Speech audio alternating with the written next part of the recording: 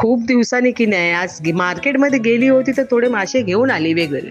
आणि मग काय आल्याबरोबर पहिले सगळे मासे स्वच्छ धुवून घेऊन त्याच्यामध्ये जे करायचे होते त्याला मस्तपैकी आपलं मसाला, मीठ, हळद, लसणाची पेस्ट आणि सगळ्यात महत्त्वाचं म्हणजे आगोळ हे सगळं लावून तळणाऱ्या माशांना बाजूला आधी ठेवलं.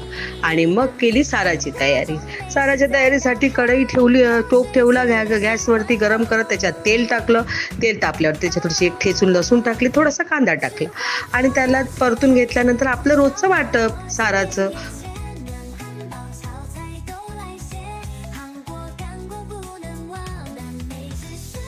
पाणी आपल्या मनाप्रमाणे पातळ घट्ट कसं पाहिजे ते त्या पद्धतीने कड येऊ दिला आणि त्याच्यात थोडीशी की नाही गाठ मारून हळदीचं पान टाकलं. आणि मग त्याच्यामध्ये आपली हे टकली सगळ्या माशाची सोडली आणि कोळंबी टाकली, हलव्याच्या टाकल्या. साराला की नाही जेवढं काटेरी मासे असतील आणि जेवढं बारीक मासे असेल ना त्याला साराला छान चव येते. आणि मग खतखतून चांगला सार झाल्यावर त्याला बाजूला केला आणि तवा ठेवला आणि त्याच्यावर मध्ये जे मसाले लावून ठेवलेले होते मासे ते तळून घेतले. आणि अशा प्रकारे आज माशाची थाळी तयार केली.